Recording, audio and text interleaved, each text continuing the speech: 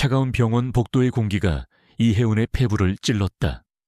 소독약 냄새와 희미한 죽음의 향기가 뒤섞인 공기는 그녀가 의대생으로서 익숙해져야만 했던 것이었지만 지금은 아버지의 생명을 옥죄는 사슬처럼 느껴졌다. 그녀의 손에 들린 것은 최신 의학 저널이 아니라 그녀의 가족을 나락으로 밀어넣기에 충분한 액수가 적힌 차가운 종이 한 장. 바로 병원비 청구서였다.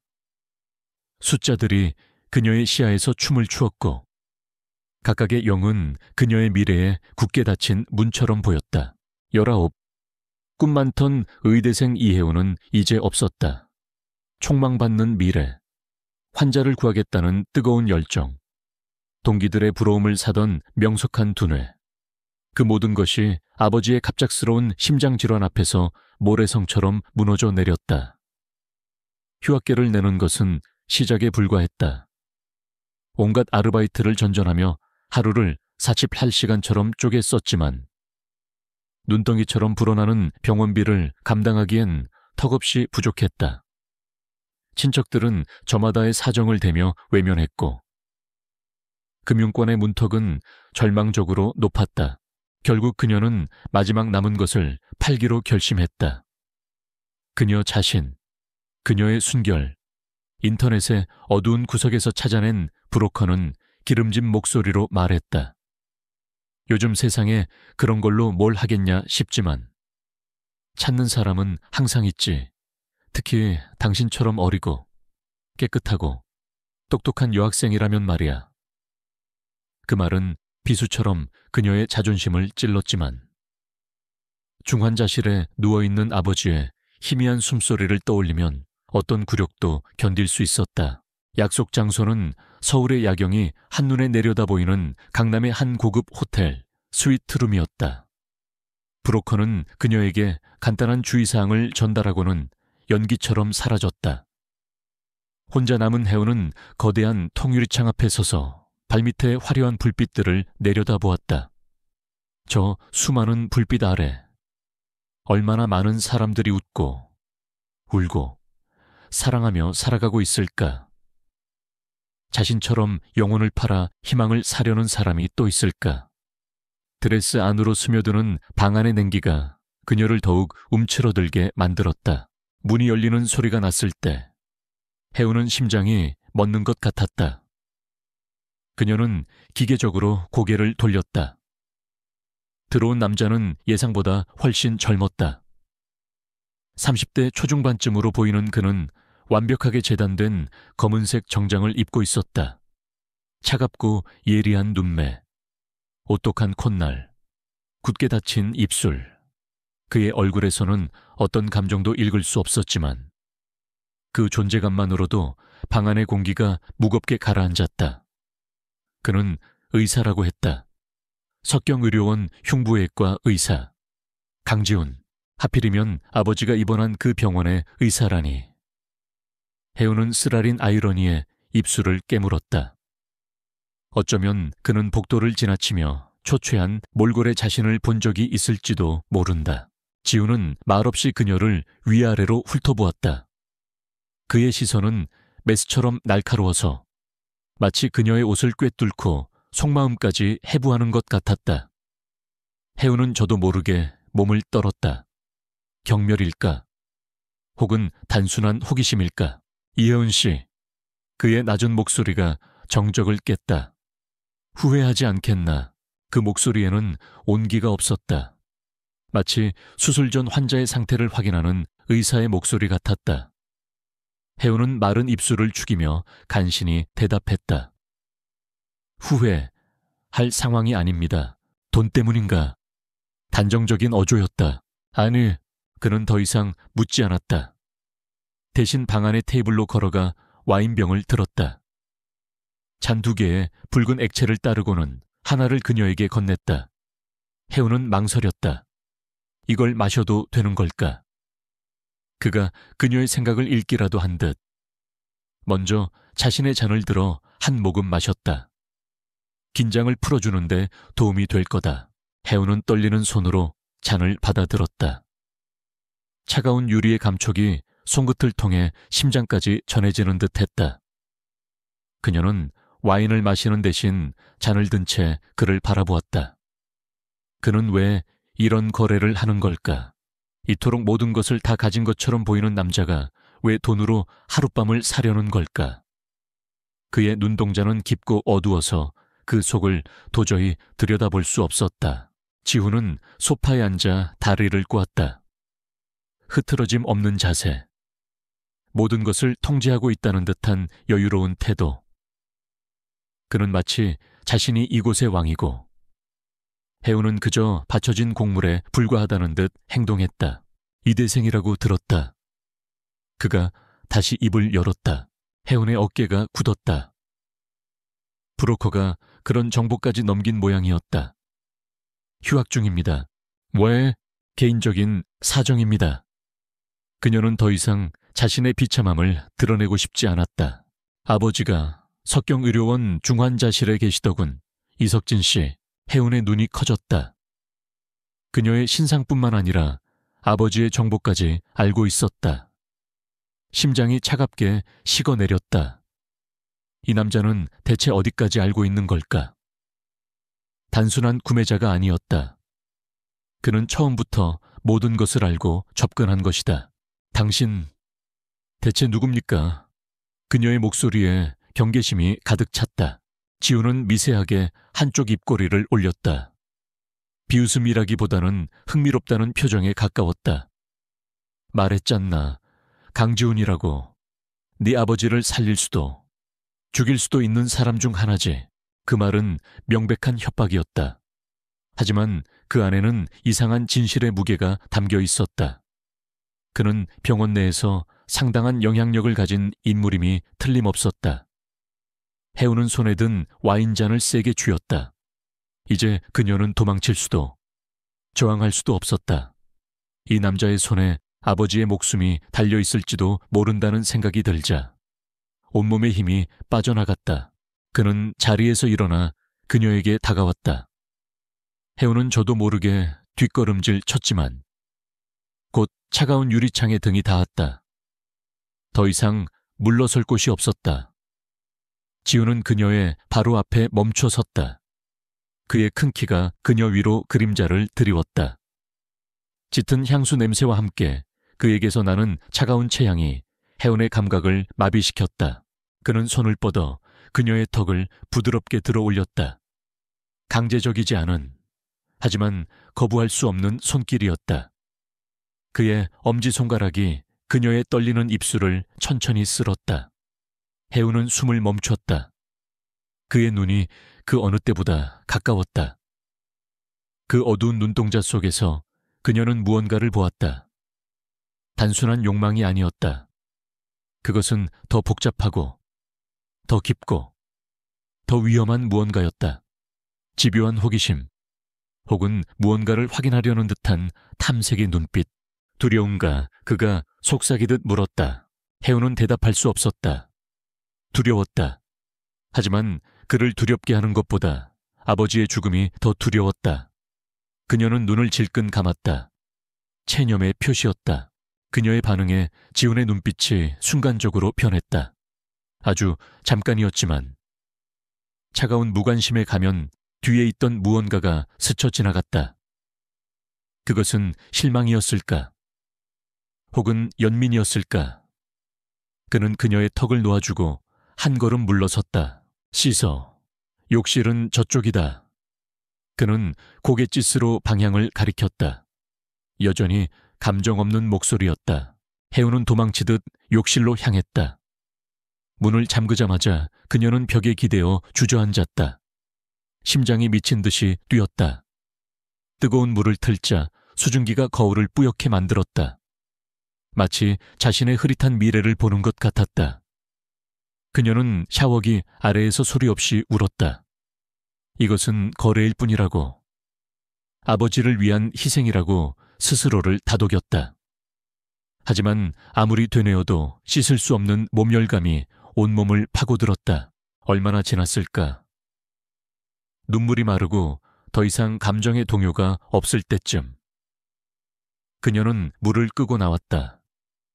욕실 가운을 몸에 두른 채 침실로 들어섰을 때 지우는 침대가에 앉아 그녀를 기다리고 있었다. 그는 겉옷을 벗고 셔츠 차림이었지만 조금도 흐트러지지 않은 모습이었다. 방 안의 조명은 아까보다 어두워져 있었다. 그는 아무 말도 하지 않았다. 그저 그녀가 침대로 다가오기를 기다릴 뿐이었다.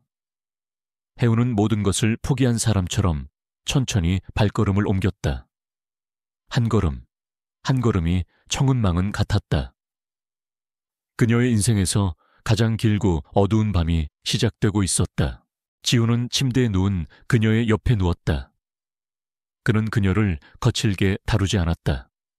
오히려 조심스러웠다. 그의 손길은 외과 의사의 그것처럼 정교하고 섬세했다. 그는 그녀의 몸을 탐하는 것이 아니라 마치 희귀한 임상 사례를 연구하는 학자처럼 그녀의 반응 하나하나를 살피는 듯 했다. 그의 차가운 손이 그녀의 뜨거운 피부에 닿았을 때 해우는 소름이 돋는 것을 느꼈다. 그의 입술이 그녀의 목덜미에 닿았을 때 그녀는 파르르 떨며 속삭였다. 제발 불을 꺼주세요. 어둠 속에서는 모든 것이 조금은 더 견딜 만할 거라고 생각했다.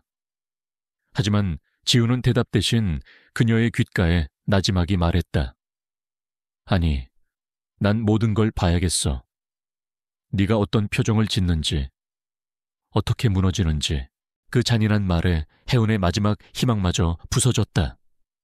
그녀는 더 이상 저항하지 않고 눈을 감았다. 그녀의 의식이 점점 멀어져 갔다. 이것은 현실이 아니라고, 끔찍한 악몽일 뿐이라고 스스로를 세뇌했다.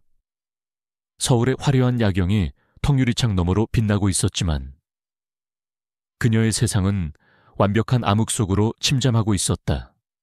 그 암흑 속에서 그녀는 이 거래가 단 하룻밤으로 끝나지 않을 것 같은 불길한 예감에 사로잡혔다. 이 차가운 남자는 그녀가 생각했던 것보다 훨씬 더 위험하고 복잡한 사람이었다. 새벽의 희미한 빛이 통유리 창을 뚫고 들어와 방 안을 비췄을 때 이혜우는 낯선 침대의 광활함 속에서 눈을 떴다. 온몸이 납덩이처럼 무거웠고 어젯밤의 기억은 지독한 숙취처럼 머릿속을 어지럽혔다.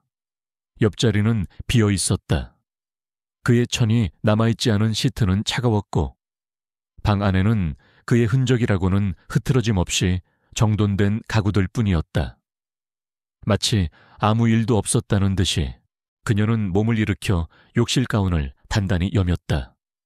부서진 조각들을 긁어모으듯 그녀는 자신의 존엄성을 필사적으로 끌어모았다. 어젯밤의 그녀는 재물이 되었지만 오늘의 그녀는 살아남아야 했다. 아버지를 위해 거실로 나왔을 때 강지우는 이미 완벽한 모습으로 소파에 앉아 있었다. 어젯밤과 같은 검은색 정장은 아니었지만 몸에 잘 맞는 회색 캐시미어, 스웨터와 슬랙스는 그의 차가운 지성을 더욱 돋보이게 했다. 그는 태블릿 PC로 무언가를 읽고 있었고 그 옆에는 김이 모락모락 피어나는 커피잔이 놓여 있었다. 해운의 기척을 느꼈지만 그는 시선을 떼지 않았다. 마치 그녀가 방 안의 가구 중 하나인 것처럼 그의 집중을 방해할 가치가 없는 존재처럼 대했다. 그 침묵이 해운을 더욱 비참하게 만들었다. 그녀는 어서 이곳을 벗어나고 싶었다. 가보겠습니다. 그녀의 목소리는 스스로 듣기에도 놀라울 정도로 쉬어 있었다. 그제야 지우는 고개를 들었다. 그의 눈빛은 여전히 무감정했지만 어젯밤에 그 탐색하는 듯한 예리함은 조금 옅어져 있었다. 그는 턱짓으로 테이블 위를 가리켰다. 거기에는 하얀 봉투가 놓여 있었다. 가져가. 저것이 그녀가 자신을 판 대가였다. 해우는 심장이 얼어붙는 것을 느끼며 테이블로 다가갔다. 봉투는 생각보다 두꺼웠다. 그녀는 그것을 집어들었지만 차마 열어볼 용기는 나지 않았다. 그리고 지훈이 다시 입을 열었다. 그의 시선이 다시 태블릿으로 향한 채였다. 한 가지 제안을 하지. 혜우는 경계하며 그를 바라보았다. 내 곁에 있어. 병원비는 내가 전부 해결해 주겠다. 그의 말은 폭탄처럼 혜운의 머릿속에서 터졌다. 하룻밤의 거래가 아니었다. 그는 그녀를 완전히 소유하려 하고 있었다. 분노와 모멸감이 한꺼번에 치밀어 올랐다.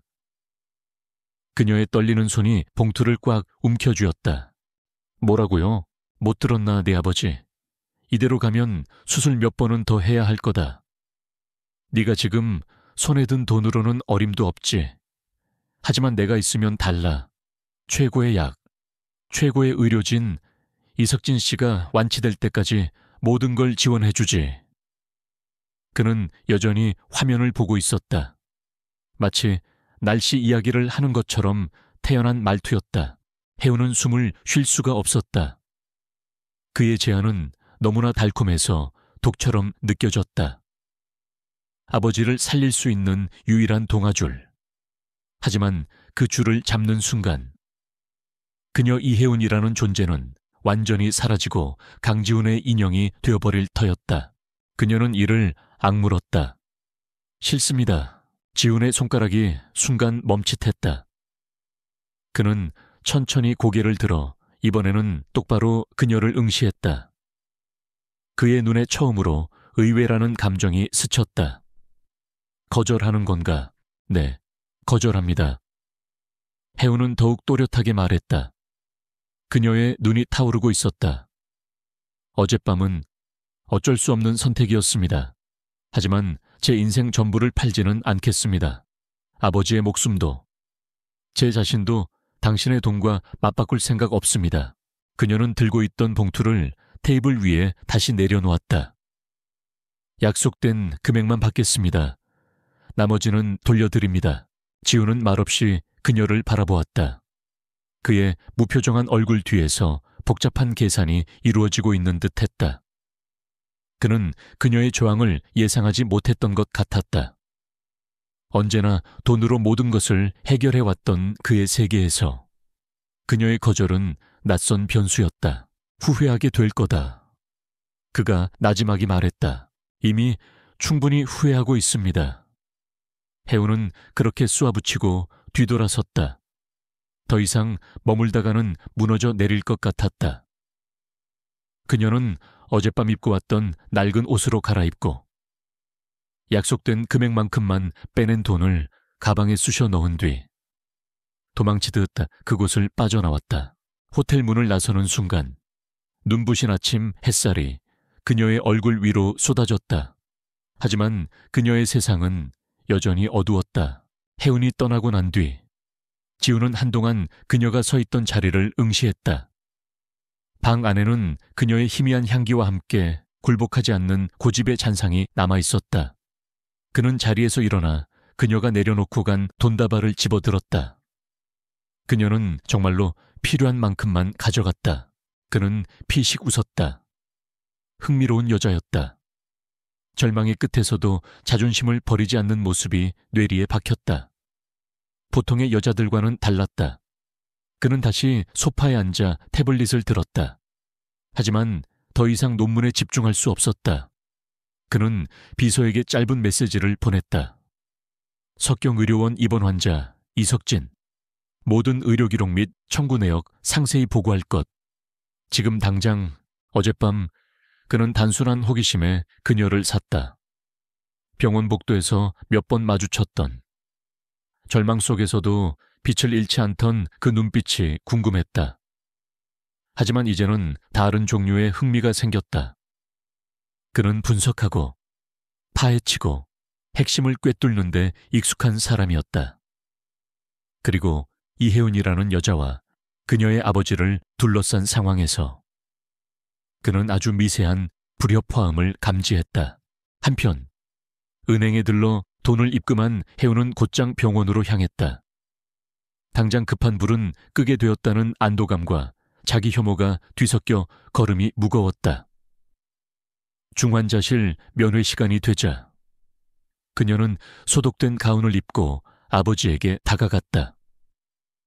여러 기계에 둘러싸여 잠든 아버지의 얼굴은 평온해 보였지만 모니터에 뜨는 불안정한 수치들은 현실을 냉정하게 보여주고 있었다.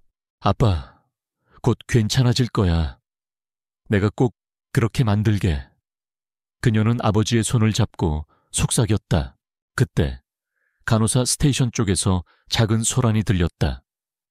혜우는 무심코 고개를 돌렸다. 젊은 간호사와 연차가 있어 보이는 수간호사가 무언가에 대해 언쟁을 벌이고 있었다.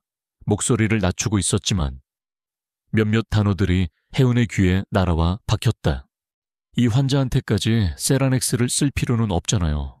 기존 약으로도 충분히 안정적인데 박 선생 결정이야. 우리는 따르기만 하면 돼. 괜히 말 만들지 마. 하지만 부작용 위험도 크고 무엇보다 너무 비싸잖아요. 보호자들한테 부담이 시끄러워 듣는 사람 있겠다. 수간호사는 젊은 간호사의 팔을 잡아 끌고 안쪽으로 사라졌다. 혜운의 심장이 쿵 하고 내려앉았다. 세라넥스, 그녀가 휴학하기 직전 최신 양리학 수업에서 배웠던 약 이름이었다. 신부전 환자를 위한 차세대 신약이지만 아직 임상 데이터가 부족하고 가격이 엄청나게 비싸서 아주 특수한 케이스가 아니면 사용하지 않는다고 했다. 그런데 왜 일반 환자에게 저 약을 의대생으로서의 본능적인 의구심이 고개를 들었다.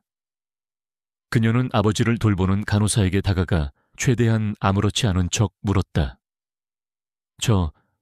저희 아버지 약은 잘 들어가고 있는 거죠? 혹시 특별히 추가된 약 같은 게 있나요? 간호사는 차트를 확인하더니 고개를 끄덕였다.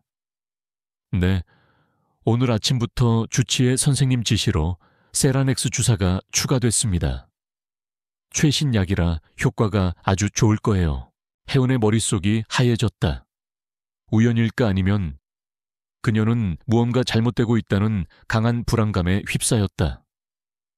병원비가 비정상적으로 많이 나오는 이유가 혹시 이런 불필요한 고가의 약 처방 때문은 아닐까. 하지만 주치의의 결정을 그녀가 어떻게 이의를 제기할 수 있을까?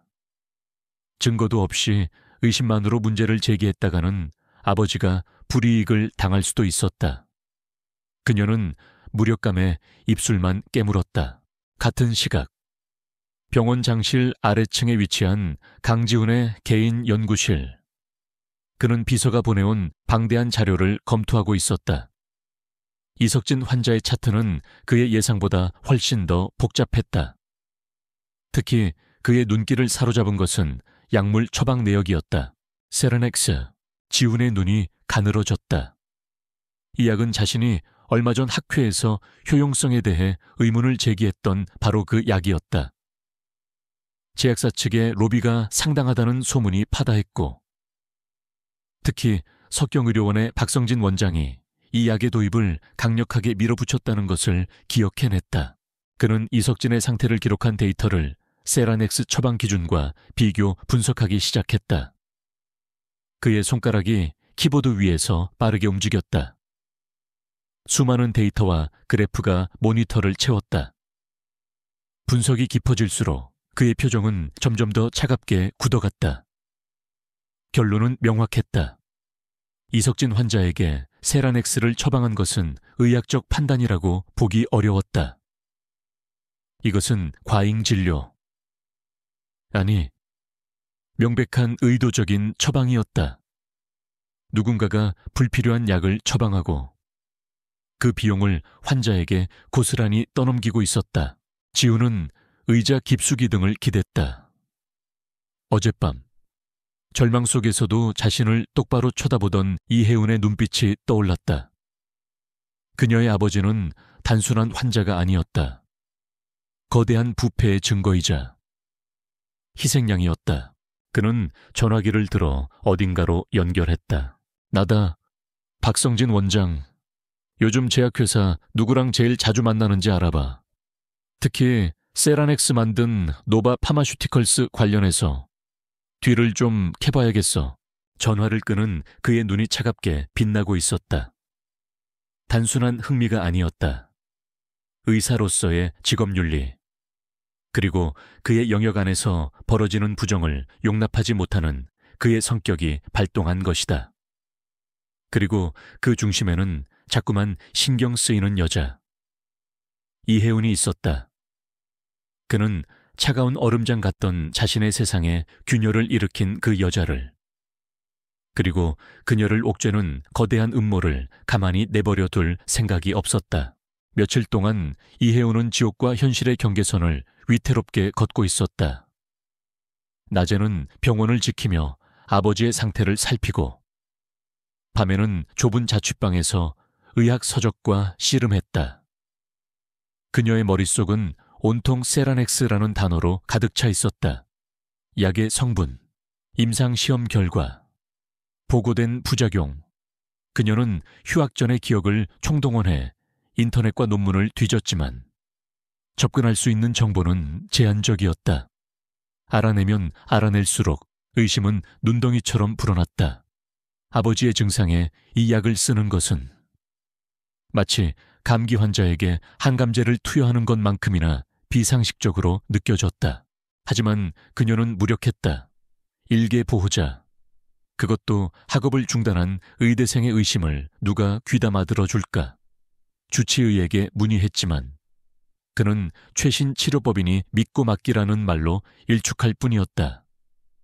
그녀의 말은 거대한 병원 시스템 앞에서 공허한 메아리가 되어 사라졌다. 절망감에 숨이 막힐 때마다 강지훈이라는 남자의 얼굴이 떠올랐다. 그의 차가운 눈동자, 모든 것을 꿰뚫어 보는 듯한 시선, 그리고 독처럼 달콤했던 그의 제안까지. 그녀는 그를 증오했지만 동시에 그가 가진 힘을 절실히 원하고 있다는 사실을 부정할 수 없었다. 그를 다시 만난 것은 며칠 뒤 병원 지하의 텅 빈 카페테리아에서였다. 끼니를 걸은 채 멍하니 식은 커피잔만 내려다보고 있던 그녀의 앞에 익숙한 그림자가 드리워졌다. 고개를 들자 하얀 의사가운을 입은 강지훈이 서 있었다. 그는 수술이라도 막 끝내고 온 듯 조금 피곤해 보였지만 그 특유의 차갑고 정돈된 분위기는 여전했다. 여기서 뭘 하나? 그가 물었다. 안부를 묻는 것이 아니라 현상을 파악하려는 듯한 건조한 말투였다. 혜우는 심장이 철렁 내려앉는 것을 느끼며 자리에서 일어났다. 용무 없으시면 이만. 그녀는 그를 지나쳐 가려 했다. 하지만 그가 그녀의 앞을 막아섰다. 그의 손에는 어젯밤 보았던 것과 같은 태블릿 PC가 들려 있었다. 잠깐 시간 내에 내게 보여줄 게 있다. 볼 거 없습니다.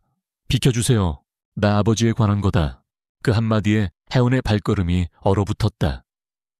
그녀는 천천히 고개를 돌려 그를 바라보았다. 그의 눈은 진지했다. 농담이나 유혹의 기색은 전혀 없었다. 지우는 가장 구석진 자리로 가 앉으며 그녀에게 맞은편 의자를 턱으로 가리켰다. 혜우는 잠시 망설이다가 자석에 이끌리듯 그의 앞에 앉았다. 지우는 군말 없이 태블릿 화면을 그녀 쪽으로 돌렸다. 화면에는 복잡한 그래프와 수치들이 가득했다.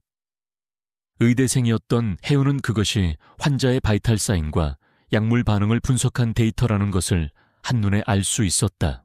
이게 저희 아버지 데이터인가요? 그래. 지우는 화면의 한 부분을 손가락으로 가리켰다. 여기가 세라넥스 투여 시작 시점이다. 그리고 이건 그 후의 심박 출량과 혈압 변화 그래프 보다시피 유의미한 호전이 없어. 오히려 간 수치가 미세하게 상승하고 있지. 전형적인 불필요 투약의 결과다. 그의 설명은 명료하고 논리적이었다. 혜우는 화면에서 눈을 뗄 수 없었다. 그녀가 막연하게 품고 있던 의심이 차가운 데이터의 형태로 눈앞에 펼쳐져 있었다. 그리고 이건 청구 내역이다. 그가 화면을 넘겼다. 세라넥스라는 약품명 옆에 찍힌 금액은 그녀의 눈을 의심하게 만들었다. 다른 모든 약값과 치료비를 합친 것보다도 많았다. 이 약은 나 아버지를 치료하는 게 아니라 네 주머니를 털고 있는 거다. 그리고 그 돈은 누군가의 주머니로 들어가고 있겠지. 어떻게 이런 걸 혜은의 목소리가 떨려 나왔다. 나는 이 병원 의사니까. 그는 당연하다는 듯 말했다. 그리고 너처럼. 나도 이런 걸 그냥 보고 넘기는 성격이 못 돼서. 혜은은 혼란스러운 눈으로 그를 바라보았다. 왜 이걸 저한테 알려주시는 거죠? 당신이 원하는 게 뭐예요? 그녀의 경계심 가득한 질문에 지훈의 얼굴에 처음으로 희미한 감정의 파문이 일었다. 그것은 씁쓸한 조소처럼 보였다. 내가 아직도 내 몸에 관심이 있어서 이러는 것 같나? 그는 잠시 말을 끊었다. 그의 시선이 창밖의 회색 하늘을 향했다. 몇 년 전, 내가 레지던트일 때 환자가 하나 죽었다. 명백한 의료사고였지. 과장이었던 교수가 자신의 실수를 덮기 위해 환자의 상태가 원래 위중했던 것처럼 차트를 조작했다. 난 진실을 알고 있었지만 아무것도 할 수 없었어. 힘이 없었으니까. 그의 목소리는 낮고 차분했지만 그 안에는 깊게 억눌린 분노가 느껴졌다. 그때 결심했다. 다시는 힘이 없어서 진실을 외면하는 일은 하지 않겠다고. 지금 이 병원에서 벌어지는 일은 그때와 똑같아. 환자의 목숨을 담보로 자신의 배를 채우는 썩어빠진 짓이지. 그리고 그 중심에 병원장 박성진이 있다. 박성진, 병원 복도에 걸린 액자 속에서 인자하게 웃고 있던 바로 그 남자. 혜우는 소름이 돋았다. 이제 모든 조각이 맞춰지는 기분이었다. 불필요한 고가, 약 처방, 부풀려진 병원비, 그리고 이 모든 것을 알고도 자신에게 접근한 강지훈. 당신은 병원장과 싸우려는 거군요. 싸운다기보다는 썩은 부위를 도려내는 거지. 외과 의사가 하는 일이 원래 그런 거니까. 지훈은 다시 그녀를 바라보았다. 하지만 나 혼자서는 힘들어. 박성진은 병원 전체를 자기 손아귀에 넣고 있어. 내부 고발은 묵살될 거고. 어설프게 움직였다가는 내가 먼저 당할 거다. 증거가 더 필요해. 그래서 제가 필요하다는 건가요? 그래, 넌 보호자이면서 동시에 의료 지식이 있어. 내가 접근할 수 없는 곳에서 보고 들을 수 있는 위치에 있지. 무엇보다 넌 동기가 확실해. 네 아버지를 구해야 하니까. 그의 말은 설득이 아니라 진단에 가까웠다. 그는 그녀의 상황을 정확히 분석하고 가장 효율적인 해결책을 제시하고 있었다. 혜우는 깨달았다. 이것은 동정이나 자선이 아니었다. 이해관계가 일치하는 파트너를 구하는 것이었다. 그리고 그 사실이 오히려 그녀의 마음을 편하게 했다. 그에게 빚을 지는 것이 아니라 동등한 위치에서 거래를 하는 것이니까. 제가 뭘 하면 되죠? 혜운이 물었다. 그녀의 눈에 다시 빛이 돌아오고 있었다. 절망 대신 차가운 분노와 결의가 그 자리를 채웠다. 지훈은 만족스러운 표정을 지었다. 그는 그녀가 받아들일 줄 알았다. 우선 더 많은 피해자를 찾아야 한다. 내 아버지 외에도 불필요하게 세라넥스를 처방받고 있는 환자가 더 있을 거다. 그들의 공통점을 찾아내면 박성진과 노바 파마슈티컬스 사이에 검은 거래를 입증할 실마리를 잡을 수 있어. 하지만 환자 기록은 제가 접근할 수가 없는데요. 그건 내가 할 일이다. 넌 다른 걸 해줘야겠어. 지훈은 몸을 앞으로 숙이며 목소리를 낮췄다. 중환자실 간호사들. 특히 연차 낮은 간호사들을 주시해. 불만을 가진 사람이 분명히 있을 거야. 아까 네가 봤던 그 젊은 간호사처럼 그들을 자극하지 말고 그들의 대화를 듣고 누가 이 부당한 시스템에 회의를 느끼고 있는지 파악해. 내부 조력자가 필요해. 그의 계획은 치밀하고 대담했다. 혜우는 마른 입술을 핥았다. 위험한 일이었다. 발각되기라도 하면 아버지는 이 병원에서 쫓겨날지도 모른다. 하지만 이대로 있는다고 해서 달라질 것도 없었다. 결국 아버지는 저들의 돈벌이 수단으로 이용되다가 죽어갈 뿐이다. 알겠습니다. 해우는 결심을 굳혔다. 하지만 조건이 있어요. 말해봐. 이건 아버지를 위한 일이에요. 그리고 진실을 밝히기 위한 일이고요. 우리 사이에 있었던 그 밤의 거래와는 아무 상관없습니다. 우리는 파트너일 뿐. 그 이상도 이하도 아니에요. 그녀는 그의 눈을 똑바로 보며 말했다. 그녀의 말에 지우는 잠시 침묵했다. 그는 그녀의 눈 속에서 자신을 밀어내는 단호함과 동시에 자신을 필요로 하는 절박함을 읽었다. 아이러니한 조합이었지만 그게 바로 이혜운이라는 여자였다. 좋아, 그렇게 하지. 그가 순순히 동의했다. 이제부터 우리는 같은 배를 탄 거다. 서로를 믿는 수밖에. 그렇게 그들의 기묘한 동맹이 시작되었다. 하룻밤에 은밀한 거래로 만났던 두 사람은 이제 거대한 부패에 맞서는 공범이자 동지가 되었다. 카페테리아의 희미한 불빛 아래 두 사람의 눈빛이 차갑게 교차했다. 한 명은 잃어버린 정의를 되찾기 위해, 다른 한 명은 아버지를 구하기 위해. 목표는 같았지만 그들 앞에는 상상보다 훨씬 더 교활하고 위험한 적이 기다리고 있었다. 그들의 불안한 동맹이 닻을 올렸다. 이혜우는 그때부터 중환자실의 유령 같은 존재가 되었다. 그녀는 더 이상 슬픔에 잠긴 보호자가 아니었다. 그녀는 사냥터에 나선 암살자처럼 모든 감각을 곤두세웠다. 간호사들에게는 피곤에 지쳐 넋이 나간 딸로 보였겠지만 그녀의 눈과 귀는 쉴 새 없이 움직였다.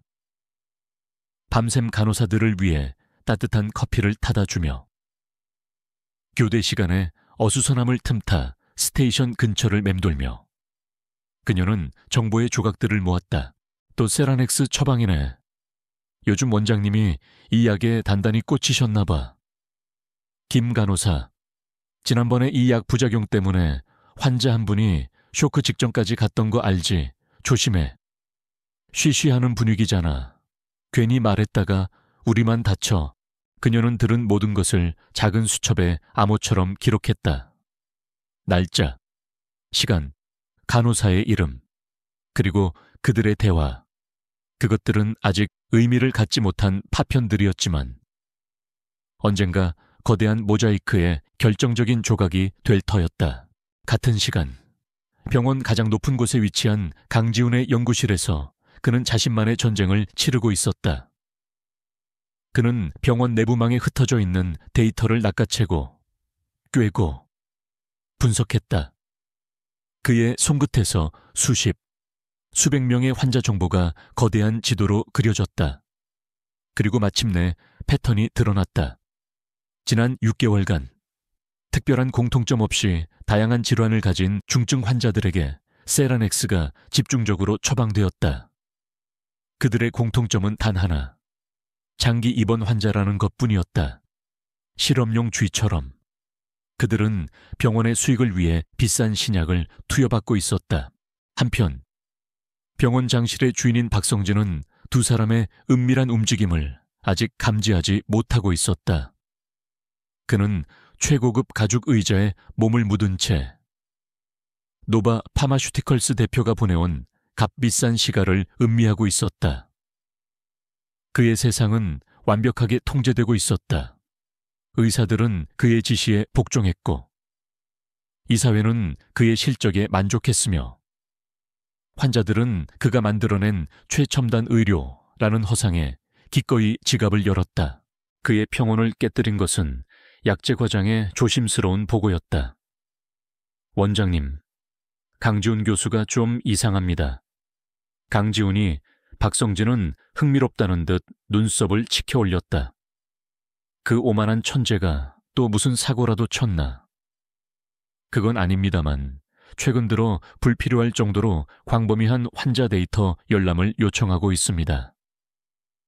특히 세라넥스가 처방된 환자들 중심으로요. 박성진의 손에 들린 시가가 순간 멈칫했다. 강지훈, 병원 내에서 유일하게 자신의 통제에 순순히 따르지 않는 남자. 뛰어난 실력 때문에 내치지도. 그렇다고 끌어안기에도 껄끄러운 존재. 그는 강지훈의 오만함 뒤에 숨겨진 칼날 같은 정의감을 알고 있었다. 설마 냄새를 맡은 건가? 하지만 그는 내색하지 않았다. 알았네. 너무 예민하게 반응할 거 없어. 강 교수는 원래 자기 환자 아니면 관심도 없는 사람이잖나. 아마 개인적인 연구 때문이겠지. 그래도 예의주시하게 약재 과장을 돌려보낸 박성진의 얼굴에서 미소가 사라졌다. 그는 강지훈이 연구 따위에 매달릴 사람이 아니라는 것을 잘 알았다. 이것은 경고 신호였다. 그는 싹이 더 자라기 전에 잘라버려야겠다라고 생각했다. 며칠 후 강지훈은 박성진의 호출을 받았다. 원장실에 들어서자 박성진은 아주 인자한 미소로 그를 맞았다. 강 교수, 요즘 많이 바쁜가 봐. 얼굴 보기가 힘드네. 수술이 많았습니다. 지훈은 감정 없이 대답했다. 그래, 자네의 그 손은 신의 선물이야. 우리 병원의 보배지. 박성진은 지훈에게 커피를 권하며 말을 이었다. 마침 자네에게 좋은 소식이 있어. 미국 존스 홉킨스에서 1년간 교황교수 자리를 제안해왔네. 우리 병원 최고의 인재를 보내야 하지 않겠나 싶어서 강 교수를 추천했지. 어떤가? 그것은 명백한 회유이자 압박이었다. 이 썩어빠진 곳을 떠나 화려한 경력을 쌓을 기회를 주겠다는 것. 여기서 손을 떼라는 무언의 경고. 지훈은 커피잔을 들어 향을 맡았다. 과분한 제안이십니다만 사양하겠습니다. 뭐라고? 저는 제 환자들을 끝까지 책임져야 합니다. 특히 상태가 위중한 환자들을 두고 1년이나 자리를 비울 수는 없습니다. 그의 대답에 박성진의 눈이 가늘어졌다. 강 교수는 여전히 고집이 세군. 병원의 발전을 위한 큰 그림도 좀 볼 줄 알아야지. 가끔은 너무 작은 것에 집착하다가 큰 걸 놓치기도 하는 법이야. 저는 외과 의사입니다. 원장님, 제게는 환자의 작은 혈관 하나가 우주보다 더 큽니다. 팽팽한 긴장감이 원장실의 공기를 갈랐다. 두 사람의 눈빛이 허공에서 부딪혔다. 더 이상의 대화는 무의미했다. 지훈이 원장실을 나온 뒤 박성진은 시계 다시 불을 붙였다. 그의 눈이 뱀처럼 차갑게 빛나고 있었다. 좋은 말로 할 때 들었어야지. 그렇다면 어쩔 수 없군. 가장 아픈 곳을 찔러주는 수밖에. 그날 밤 해우는 여느 때처럼 아버지의 곁을 지키고 있었다. 아버지는 며칠째 안정적인 상태를 유지하고 있었다. 하지만 그녀는 긴장을 늦출 수 없었다. 지훈과의 대화 이후 그녀는 이 병원의 모든 것이 의심스러웠다. 새벽 2시, 가장 깊은 잠에 빠져들 시간. 해우는 잠시 졸다가 문득 아버지의 얼굴이 평소보다 창백해 보인다는 생각에 잠이 깼다. 그녀는 무심코 모니터를 확인했다. 그리고 심장이 멎는 것 같았다. 산소포화도 수치가 아주 미세하게, 하지만 꾸준히 떨어지고 있었다. 경고음이 울릴 정도는 아니었지만 의학도였던 그녀는 그것이 얼마나 위험한 신호인지 알 수 있었다. 그녀는 아버지에게 연결된 인공호흡기를 살폈다. 모든 것이 정상적으로 작동하는 것처럼 보였다. 그때 수액팩에 연결된 작은 조절 장치가 눈에 들어왔다. 원래 설정되어 있어야 할 숫자보다 아주 약간 낮은 값으로 조절되어 있었다. 누군가 의도적으로 진정제 투여량을 늘린 것이다. 미세한 차이지만 아버지처럼 위중한 환자에게는 호흡 억제를 유발할 수 있는 치명적인 양이었다. 간호사 선생님, 그녀가 비명을 질렀다. 하지만 그 순간 아버지의 모니터에서 날카로운 경고음이 터져 나오기 시작했다. 수치가 급격하게 떨어지고 있었다. 간호사가 허둥지둥 달려왔지만 갑작스러운 상황에 당황해 제대로 대처하지 못했다. 바로 그때였다. 중환자실 문이 거칠게 열리며 강지훈이 들어왔다. 그는 마치 이 순간을 기다렸다는 듯 조금의 망설임도 없이 환자에게 달려들었다. 엠부백 가져와 에피네프린 준비해. 그의 외침에 중환자실의 모든 의료진이 일사불란하게 움직였다. 그는 직접 환자의 기도를 확보하고 약물 투여량을 조절하며 상황을 통제했다. 그의 손길은 빠르고 정확했다. 몇 분간의 사투 끝에 요란하게 울리던 경고음이 잦아들고 아버지의 상태는 기적처럼 안정을 되찾았다. 모든 것이 끝나자 지우는 땀으로 젖은 머리를 쓸어 넘기며 일어섰다. 그는 아까 그 수액 조절 장치를 만졌던 젊은 간호사를 차가운 눈으로 쏘아보았다. 간호사는 사색이 되어 고개를 숙였다. 누가 시켰지? 지훈이 나지막이 물었다. 실수였습니다. 제가 잠시 졸아서. 다시 묻겠다. 누가 시켰지? 그의 목소리에는 살기마저 감돌았다. 간호사는 공포에 질려 아무 말도 하지 못했다. 지훈은 더 이상 그녀를 추궁하지 않았다. 대신 혜운에게 다가왔다. 그녀는 여전히 충격에서 벗어나지 못하고 덜덜 떨고 있었다. 지훈은 자신의 가운을 벗어 그녀의 어깨에 덮어주었다. 괜찮아, 이제 괜찮아. 그의 목소리는 아까와는 달리 놀라울 정도로 부드러웠다. 그는 혜운을 데리고 아무도 없는 병원 비상계단으로 향했다.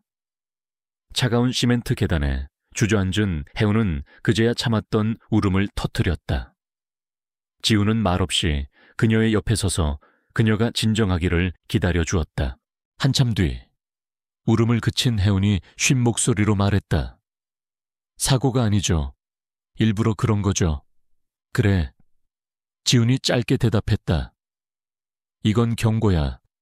우리에게 보내는 박성진의 메시지지. 아빠를 죽이려고 했어요. 아니, 죽이려고 했다기보다는 겁을 주려고 한 거겠지. 우리가 여기서 멈추도록. 혜운은 떨리는 손으로 얼굴을 감쌌다. 이제 분명해졌다. 그들은 단순한 비리 집단이 아니었다. 자신들의 이익을 위해서라면 사람의 목숨을 파리 목숨처럼 여기는 악마들이었다. 그들이 우리를 막으려고 할수록 우리가 진실에 가까워지고 있다는 증거다. 지훈이 그녀를 내려다보며 말했다. 그의 눈은 분노로 차갑게 불타고 있었다. 두렵나. 혜운은 고개를 들었다. 눈물로 젖은 그녀의 눈은 더 이상 두려움에 떨고 있지 않았다. 그 자리에는 더 뜨겁고 단단한 무언가가 자리 잡고 있었다. 아니요. 그녀가 말했다. 이제 더는 두렵지 않아요. 이제부터는 그들이 우리를 두려워하게 만들어야죠. 그녀의 말에 지훈의 입가에 아주 희미한 미소가 떠올랐다. 어둠 속에서 서로의 상처를 확인한 두 사람은 이제 돌아올 수 없는 강을 건넜음을 직감했다. 이것은 더 이상 단순한 진실 규명이 아니었다. 목숨을 건 전쟁의 시작이었다. 아버지의 목숨을 위협했던 그 밤 이후 석경의료원의 공기는 달라졌다. 이혜운에게 병원은 더 이상 아버지를 치료하는 공간이 아니었다. 그것은 정글이었고 전쟁터였다. 그녀는 한시도 경계를 늦출 수 없었다. 복도를 지나는 모든 의사와 간호사의 얼굴 뒤에 숨겨진 의도를 읽으려 애썼고 아버지의 모니터에서 눈을 떼지 못했다. 강지훈은 즉각적인 조치를 취했다. 그는 자신의 권한을 사용해 은퇴가 얼마 남지 않은 그가 유일하게 신뢰하는 베테랑 간호사를 아버지의 전담으로 배정했다. 공식적으로는 환자의 위중한 상태를 고려한 특별 조치였지만 그것이 박성진의 손길로부터 아버지를 보호하기 위한 방패라는 것을 두 사람 모두 알고 있었다. 이 조치는 지훈에게 상당한 정치적 부담을 안겼지만 그는 눈 하나 깜짝하지 않았다. 혜운과 그녀의 아버지를 지키는 것은 이제 이 전쟁의 제1원칙이 되었다. 수동적인 관찰과 방어만으로는 부족하다는 것을 깨달은 혜운은 더 대담한 계획을 세웠다. 그녀는 적의 심장부로 직접 걸어 들어가기로 결심했다. 며칠 뒤 그녀는 병원 행정팀을 찾아가 환자 편의를 돕는 자원봉사자 신청서를 제출했다. 면접관 앞에서 그녀는 완벽한 연기를 펼쳤다. 오랜 간병에 지쳐 수척해진 얼굴, 아버지를 향한 애틋한 마음, 그리고 의학도의 길을 잠시 접어야 했던 안타까운 사연. 그녀는 자신의 이야기를 무기 삼아 동정심을 자아냈다. 아버지가 입원해 계신 동안 저처럼 힘든 다른 환자분들과 그 가족들에게 조금이라도 힘이 되어드리고 싶습니다. 제가 배운 지식이 미약하게나마 도움이 될 수 있다면 좋겠습니다. 그녀의 진심 어린 연기에 면접관은 완전히 설득당했다. 그렇게 이혜우는 자원봉사자라는 이름표를 달고 합법적으로 병원 내부를 누빌 수 있는 신분을 얻었다. 그녀는 이제 사냥감을 관찰하는 위장한 포식자였다. 혜운이 지상에서 발로 뛰는 동안 지우는 정보의 바다 깊은 곳으로 잠수했다. 그는 더 이상 환자 데이터에만 머무르지 않았다. 병원의 구매 기록, 약품 재고, 관리 시스템, 그리고 재무회계 데이터까지. 그것들은 병원 내 최고 수준의 보안으로 막혀 있었지만 천재 외과 의사인 그는 시스템의 논리적 허점을 파고드는 데에도 능했다. 그는 외부의 해커 친구에게 조용히 도움을 요청해 누구의 흔적도 남기지 않고 방화벽을 우회할 수 있는 뒷문을 확보했다. 그의 연구실 모니터 위로 수천 개의 숫자와 거래 내역이 폭포수처럼 쏟아졌다. 그는 거대한 퍼즐 조각을 맞추듯 석경의료원과 노바 파마슈티컬스 사이에 돈의 흐름을 추적하기 시작했다. 자원봉사자로서의 하윤의 일상은 단조로웠다. 거동이 불편한 환자들의 휠체어를 밀어주거나 오래된 서류를 정리해 기록 보관실로 옮기는 일 따위가 전부였다. 하지만 그녀에게는 그 모든 것이 위장이자 기회였다. 그녀는 의도적으로 중환자실 근처의 업무에 자원했다. 간호사 스테이션에 쌓인 헌 서류들을 정리하는 척하며 그들의 대화에 귀를 기울였고 약품 카트를 끄는 직원들의 동선을 파악했다. 그녀의 주요 목표는 2명의 간호사였다. 아버지의 약물 사고 때 공포에 질려있던 젊은 간호사와 이전에 세라넥스의 위험성에 대해 경고했던 양심적인 간호사 혜우는 그들에게 천천히 그리고 신중하게 접근했다. 고된 업무에 지쳐 보일 때 따뜻한 커피를 건네고 그들의 사소한 불평을 진심으로 들어주었다. 그녀는 그들에게 자신이 그저 순진하고 헌신적인 보호자가 아니라 그들의 고충을 이해하는 동료라는 인식을 심어주려 노력했다. 위험한 공생관계는 두 사람을 더욱 가깝게 만들었다. 그들의 만남은 이제 병원 내에서의 짧은 접선에 그치지 않았다. 혜운의 자원봉사가 밤늦게 끝나는 날이면 지우는 병원 주차장에서 그녀를 기다렸다. 밤길이 위험하다는 것이 그의 표면적인 이유였지만 두 사람 모두 그것이 온전한 진실이 아님을 알고 있었다. 그의 차 안은 세상의 모든 위험으로부터 분리된 작은 섬 같았다. 그는 그날 자신이 분석한 데이터를 그녀에게 보여주었고 그녀는 병동 내부에서 수집한 정보들을 그에게 보고했다. 그들의 대화는 단순한 정보 교환을 넘어섰다. 치열한 전략 회의가 끝나고 찾아오는 짧은 침묵 속에서 그들은 서로의 지친 얼굴을 바라보았다. 어느 날 밤, 지우는 꽁꽁 언 그녀의 손을 보고는 말없이 차를 세워 편의점에서 따뜻한 꿀물 2잔을 사왔다. 몸을 녹여. 그러다 쓰러지면 모든 게 끝장이야. 그의 말투는 여전히 무뚝뚝했지만 그 안에 담긴 걱정은 투명하게 비쳐 보였다. 혜우는 김이 오르는 컵을 감싸 쥐었다. 딱딱한 껍질 아래 숨겨진 그의 의외의 다정함에 얼어붙었던 마음 한구석이 조금씩 녹아내리는 것을 느꼈다. 공주처럼 아껴준다는 말이 이런 것일까? 화려한 보석이나 드레스가 아닌 가장 지치고 위험한 순간에 건네는 따뜻한 꿀물 한 잔. 그것이 그가 그녀를 아끼는 방식이었다. 작은 돌파구는 예상치 못한 곳에서 찾아왔다. 그날 혜운이 맡은 업무는 먼지 쌓인 지하기록 보관실에서 몇 년 전의 환자 차트들을 정리하는 것이었다. 모두가 기피하는 지루하고 힘든 일이었다. 한참 동안 낡은 종이들과 씨름하던 그녀의 손에 유독 다른 파일들보다 두꺼운 차트 하나가 잡혔다. 호기심에 파일을 열어본 그녀의 눈이 커졌다. 5년 전 급성 심근경색으로 사망한 환자의 기록이었다. 그런데 이상한 점이 있었다. 환자의 상태가 악화되기 직전 집중적으로 투여된 약의 이름이 낯설었다. 유로젠, 지금은 단종된 약이었지만 제조사는 한미제약, 노바 파마슈티컬스의 전신이었다. 그리고 그 환자의 주치의 서명란에는 지금은 병원을 떠난 한 의사의 이름과 함께 협진 의사로 박성진의 이름이 선명하게 적혀 있었다. 해우는 심장이 거세게 뛰는 것을 느꼈다. 이것은 단순한 기록이 아니었다.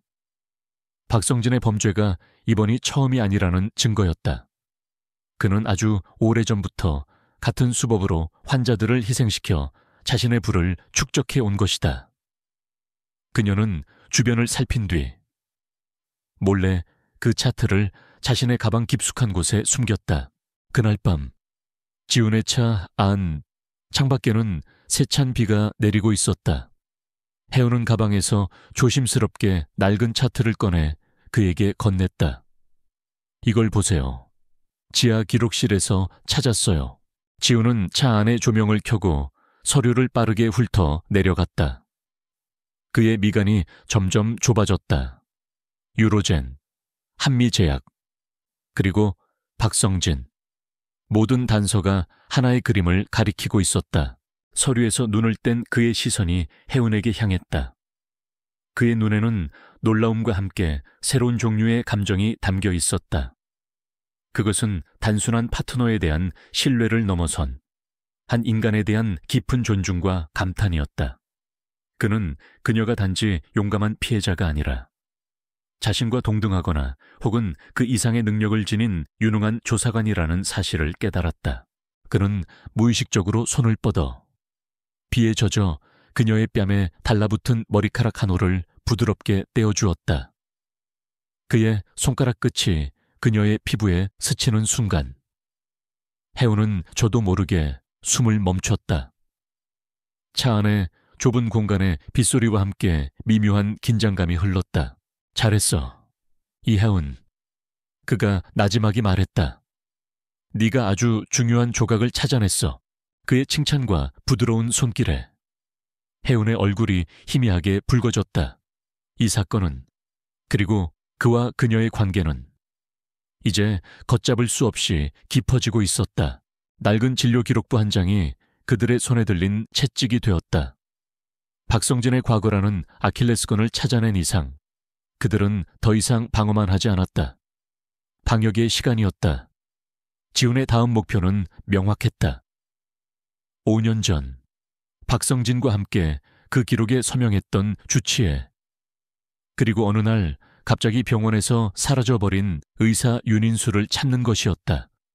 그는 희생양이거나 혹은 버려진 공범일 터였다.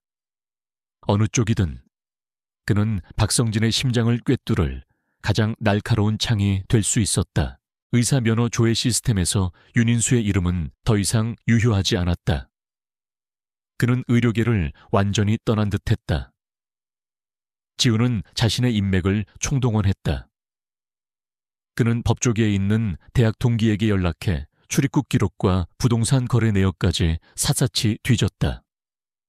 마치 유령을 쫓는 듯한 며칠이 흘렀다. 그 사이 병원에서의 해운의 노력도 결실을 보고 있었다. 그녀의 진심 어린 위로와 공감에 양심의 가책을 느끼던 젊은 간호사 최은미는 마침내 마음의 문을 열기 시작했다. 처음에는 병원 시스템에 대한 사소한 불평으로 시작된 그들의 대화는 점차 더 깊고 위험한 주제로 옮겨갔다. 어느 날 밤 두 사람이 휴게실에서 함께 컵라면을 먹고 있을 때 초의 간호사가 조심스럽게 입을 열었다. 혜운 씨 아버님, 인공호흡기 사건 말이에요. 그거 단순한 실수가 아니었던 것 같아요. 해우는 심장이 멎는 것 같았지만 애써 태연한 척하며 그녀를 바라보았다. 그게 무슨 말이에요? 그날 밤 제가 보기 전에 수간호사님이 먼저 그 환자 침대 쪽을 만지는 걸 봤어요. 그리고 얼마 뒤에 경고음이 울렸고요. 너무 이상해서 나중에 수간호사님께 여쭤봤는데 절대 다른 말 하지 말라고, 괜히 나섰다가 나만 다친다고 소리를 지르셨어요. 최 간호사의 목소리는 공포로 떨리고 있었다. 이 병원, 뭔가 단단히 잘못됐어요. 드디어 내부의 균열이 시작된 것이다. 해우는 초에 간호사의 손을 꼭 잡아주었다. 무서웠겠어요. 저한테라도 말해줘서 고마워요. 은미 씨, 그녀는 섣불리 증언을 요구하지 않았다. 그저 그녀의 편이 되어주는 것만으로도 충분했다. 신뢰라는 씨앗은 그렇게 조용히 뿌려지고 있었다. 며칠 뒤 지훈에게서 연락이 왔다. 그가 보낸 주소는 강원도의 한 작은 해안 마을이었다. 윤인수를 찾았다는 짧은 메시지와 함께 다음 날 새벽 두 사람은 지훈의 차를 타고 강원도로 향했다. 윤인수는 윤태호라는 이름으로 개명하고 마을 어귀에서 작은 의원을 운영하고 있었다. 의원은 환자 하나 없이 파리가 날리고 있었고 건물 자체도 금방이라도 쓰러질 것처럼 낡고 초라했다. 의원 안으로 들어서자 약품 냄새와 함께 깊은 절망의 기운이 그들을 짓눌렀다. 진료실 의자에 앉아있던 남자는 5년의 세월을 정통으로 맞은 듯 폭삭 늙어 보였다. 한때 촉망받던 의사의 총기는 사라지고 삶에 대한 모든 의욕을 잃어버린 남자의 공허한 눈빛만이 남아있었다. 그는 지훈과 해운을 보고 극도로 경계했다. 누구신데 여기까지, 환자라면 저쪽 병원으로 가보세요. 여긴 곧 문 닫을 거니까. 지훈은 말없이 낡은 진료기록부 4본을 그의 책상 위에 올려놓았다. 윤인수, 아니 윤태호의 눈이 종이 위에 자신의 옛 이름과 박성진의 이름을 보고 지진이라도 난 듯 흔들렸다. 5년 전 석경의료원에서 사망한 환자 김영철 씨의 기록입니다.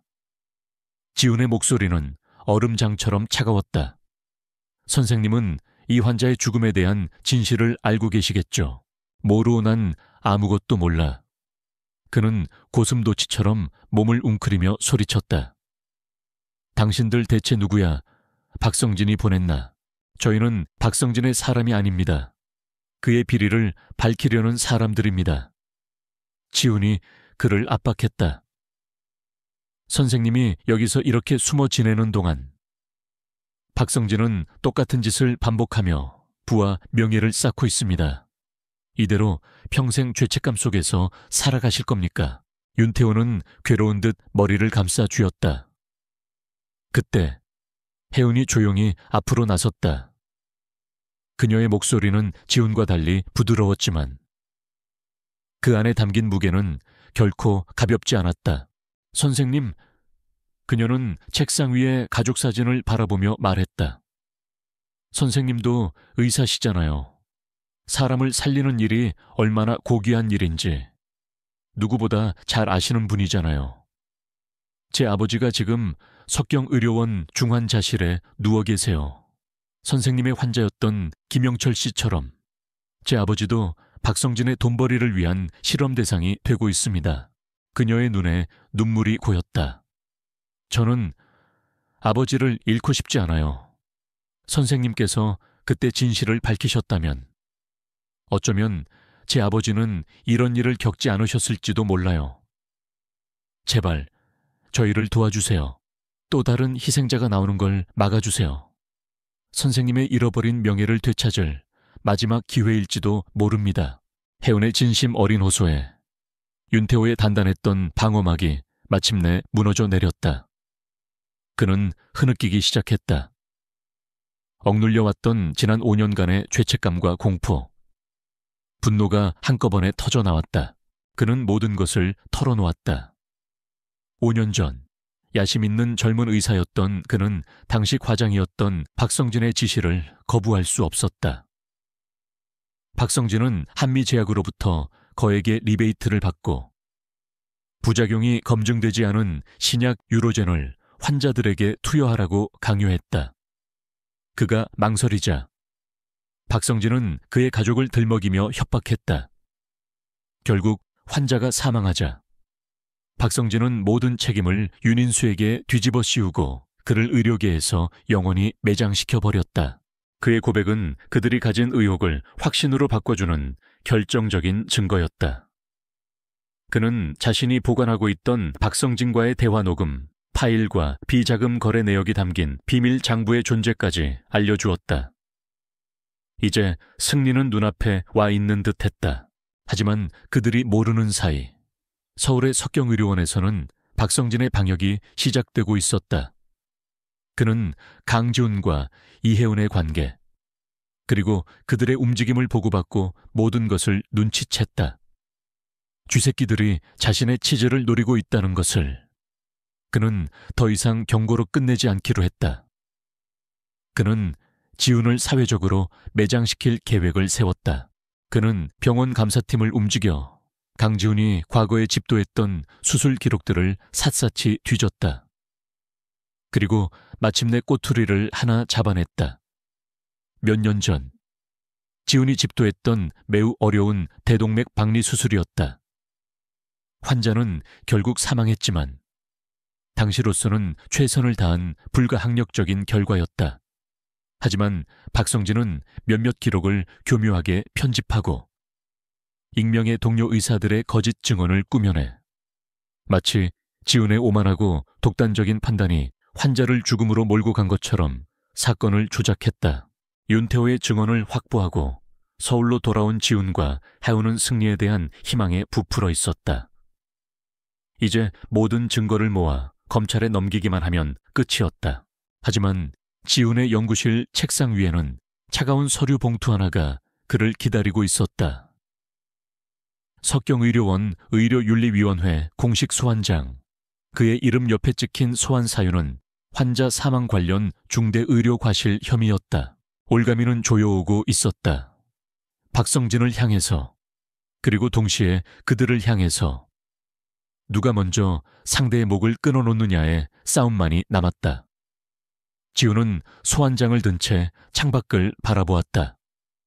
그의 얼굴이 차갑게 굳어 있었다. 그 모습을 바라보는 혜운의 눈에도 불안감과 함께 더 강한 결의가 떠올랐다. 전쟁은 이제 피할 수 없는 국면으로 접어들고 있었다. 석경의료원 의료윤리위원회 회의실의 공기는 수술실보다 더 차가웠다. 하얀 벽, 차가운 금속 테이블, 그리고 강지훈을 앞에 두고 반원형으로 둘러앉은 위원들의 무표정한 얼굴들. 박성진은 가장 상석에서 근심 어린 표정으로 앉아 있었지만 그의 눈은 승리자의 여유로움으로 빛나고 있었다. 모든 것이 그의 각본대로 짜인 연극이었다. 지훈은 침착했다. 그는 조작된 자료의 허점을 논리적으로 반박했고 익명의 증언들이 가진 모순을 날카롭게 지적했다.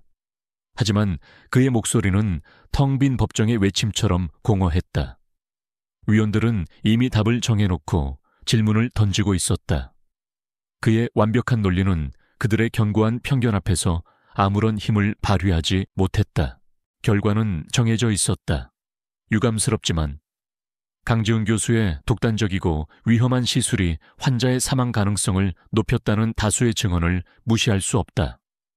위원장의 선고가 회의실에 울려 퍼졌다. 강지훈 교수의 모든 외과 수술 및 진료 행위를 잠정적으로 중단한다. 그것은 사형 선고나 다름없었다. 외과 의사에게서 메스를 빼앗는 것은 그의 영혼을 죽이는 것과 같았다.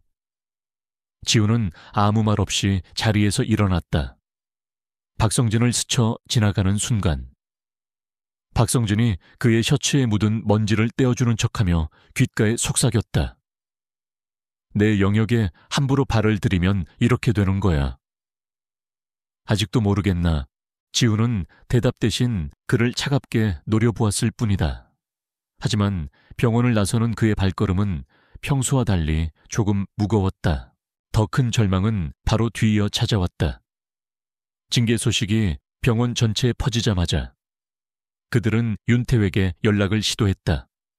그가 약속했던 녹음 파일과 비밀 장부를 받아야 했다. 하지만 그의 전화기는 꺼져 있었다. 불길한 예감에 휩싸인 두 사람은 다시 강원도의 작은 마을로 차를 몰았다. 마을은 그대로였지만 윤태호의 의원은 굳게 셔터가 내려져 있었다.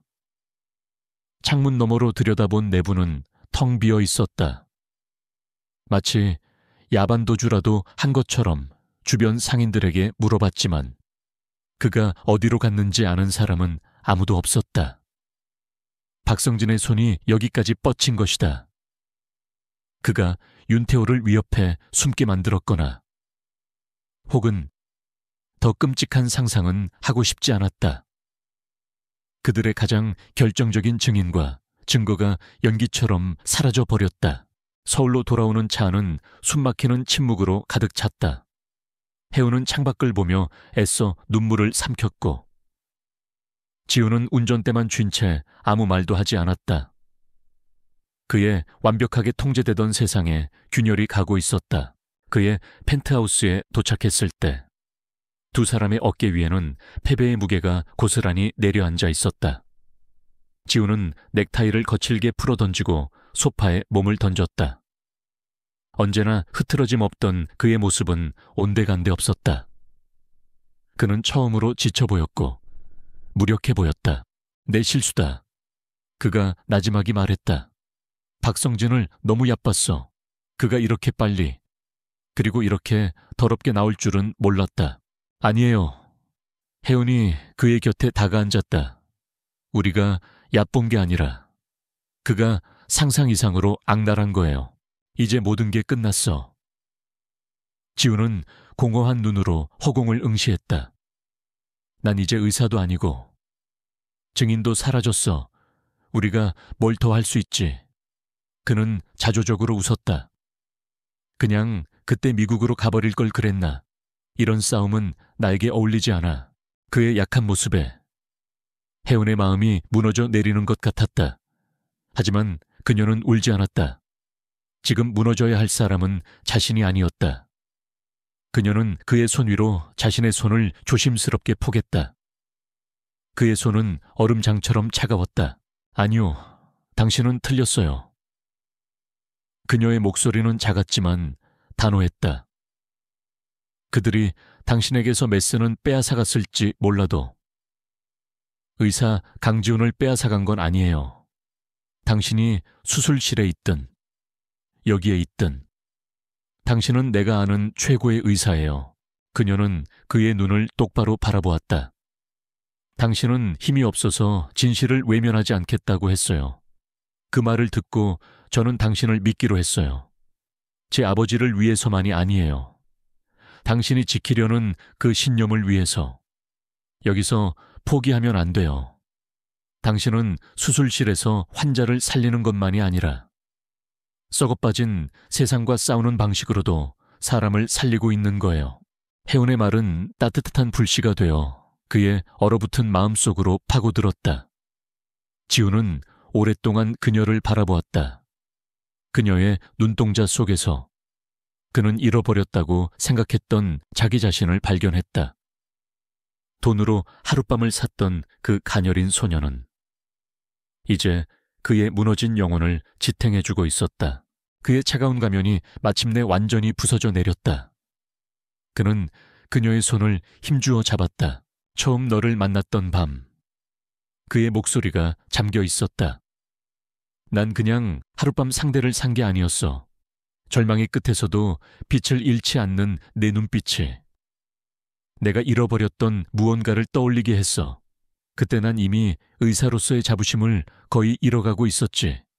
매일 기계처럼 수술하고 부패한 병원 정치에 환멸을 느끼면서 그는 그녀의 얼굴을 감싸 안았다. 하지만 너를 위해 이 부당함과 싸우기 시작하면서 나는 다시 의사가 된 기분이었어. 사람의 생명을 구한다는 게 어떤 의미인지 다시 깨닫게 됐지. 이혜운, 널 잃을 순 없어. 이 싸움에서 지는 건 그냥 박성진에게 패배하는 게 아니라 너와 나 자신을 모두 잃어버리는 거야. 그의 거친 고백에 혜운의 눈에서 눈물이 흘러내렸다. 그것은 슬픔의 눈물이 아니었다. 그의 진심이, 그의 상처가 고스란히 전해져 와서 아팠고 또 따뜻했다. 그들의 관계는 이제 파트너나 동지를 넘어섰다. 그들은 절망의 구렁텅이 속에서 서로의 구원이 되어주고 있었다. 지우는 그녀를 자신의 품으로 끌어당겼다. 그녀의 가녀린 어깨가 그의 품 안에서 가늘게 떨리고 있었다. 그는 그녀의 머리에 입을 맞추었다. 어떤 위로의 말보다도 그 행동 하나가 더 큰 위안을 주었다. 밖에서는 여전히 세상이 그들을 향해 칼날을 세우고 있었지만 이 순간만큼은 서로의 심장 소리에 기대어 쉴 수 있었다. 한참 뒤 혜운이 그의 품에서 고개를 들었다. 그녀의 젖은 눈은 더 이상 절망이 아닌 새로운 결의로 빛나고 있었다. 그들이 당신의 메스를 빼앗아 갔다면 그녀가 말했다. 우리가 다른 무기를 찾으면 돼요. 그녀의 말에 지훈의 눈에도 다시 빛이 돌아왔다. 그래, 아직 끝난 게 아니었다. 전투에서는 졌지만 전쟁은 아직 끝나지 않았다.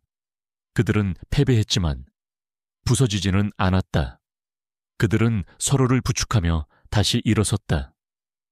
이제 그들의 목표는 단순히 진실을 폭로하는 것이 아니었다. 함께 살아남아 반드시 이기는 것이었다. 어둠이 가장 짙게 깔린 순간 그들은 서로에게서 가장 밝은 희망의 빛을 발견하고 있었다. 절망의 잿더미 속에서 새로운 전략이 피어났다. 강지훈의 펜트하우스는 더 이상 차가운 거래의 장소나 패배의 은신처가 아니었다. 그곳은 전쟁을 앞둔 지휘 통제실이 되었다. 거실의 한쪽 벽면을 가득 채운 화이트보드에는 박성진을 중심으로 복잡한 인물 관계도와 자금 흐름, 그리고 사건의 연대표가 빽빽하게 그려져 있었다. 정면 대결이 불가능하다면 적의 심장부로 파고들 길을 찾으면 된다. 그들은 새로운 무기를 찾아 나섰다.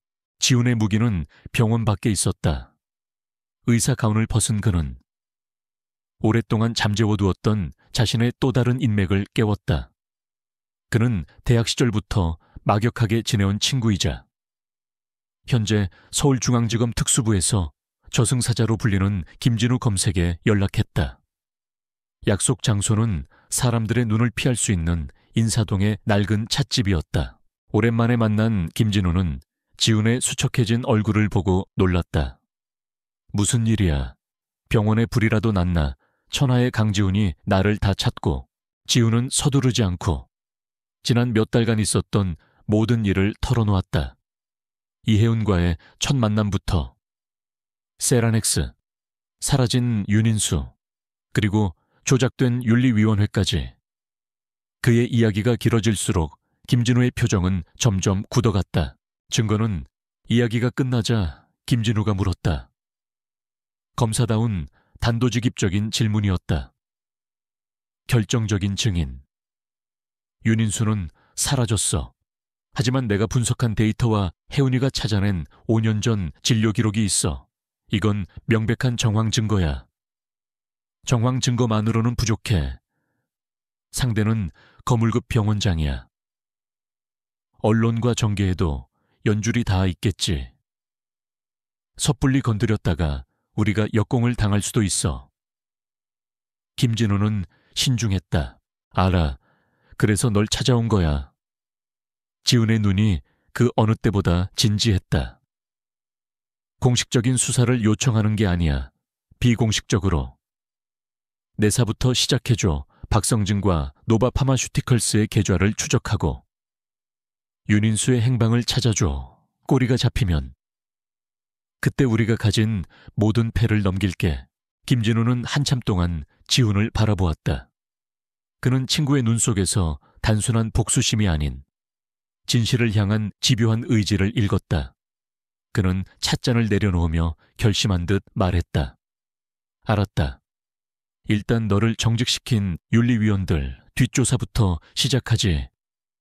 박성진에게 무슨 약점을 잡혔는지 알아내면 의외로 쉽게 풀릴 수도 있어. 대신 약속해.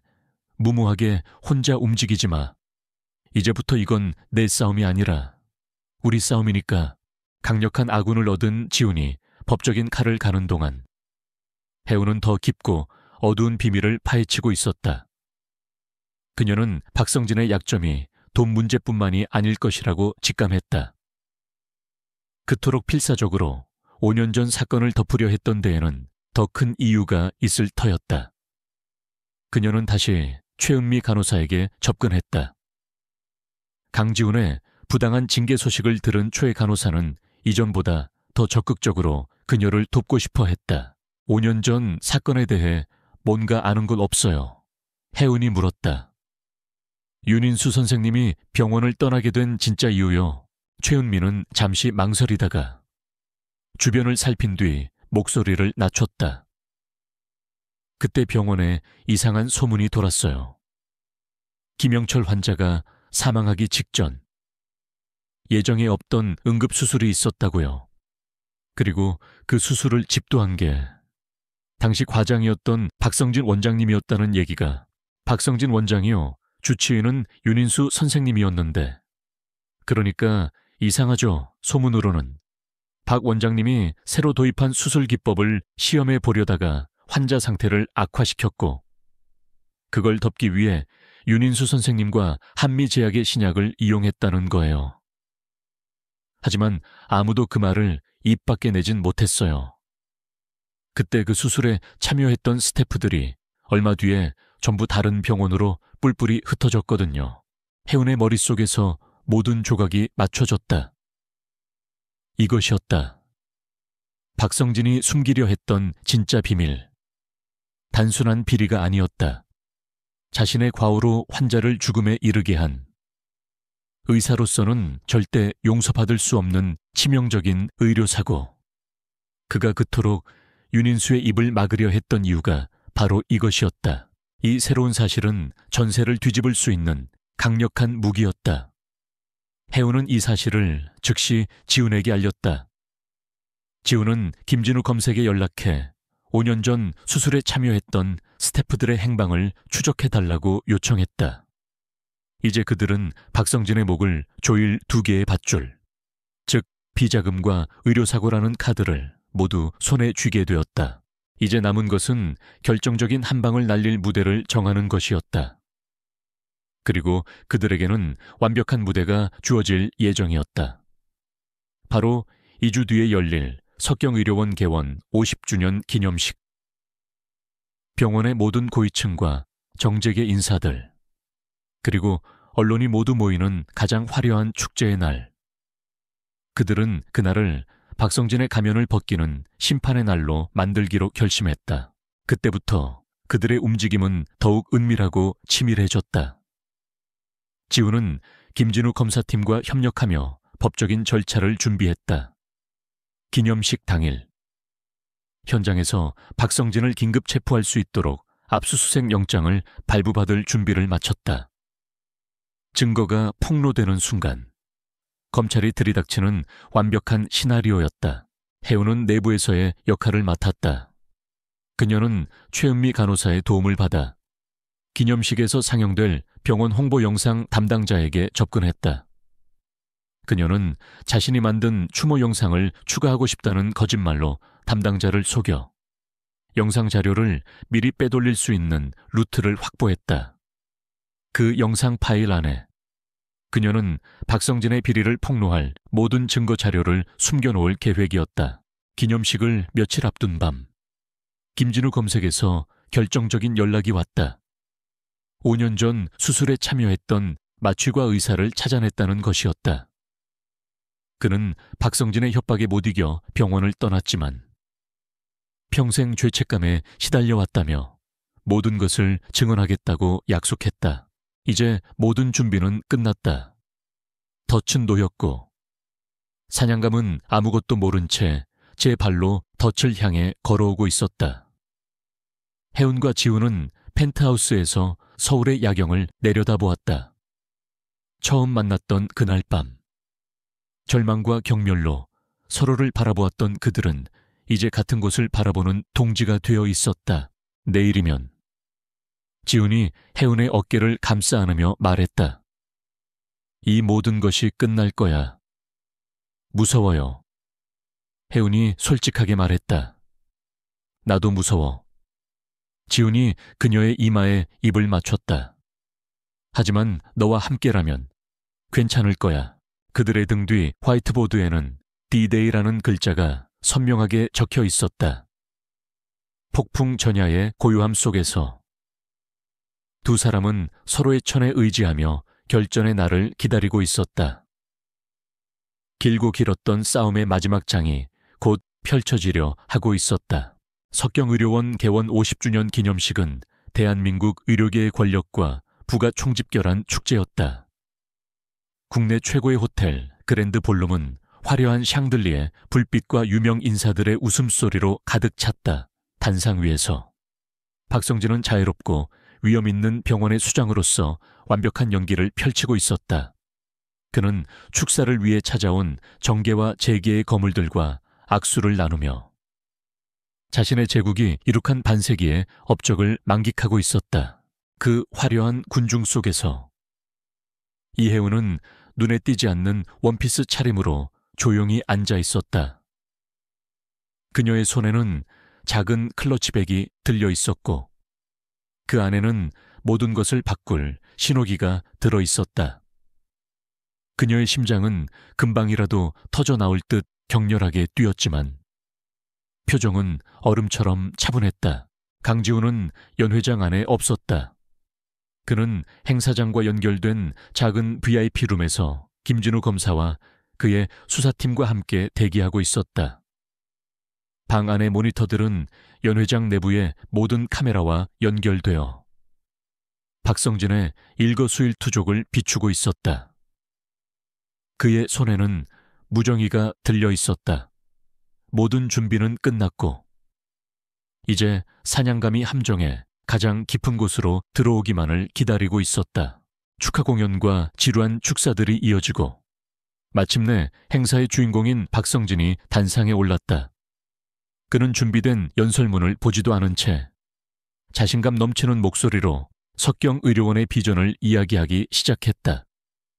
우리 석경의료원은 지난 50년간 환자를 최우선으로 하는 정직한 의료, 생명을 존중하는 따뜻한 의료를 실천해왔습니다.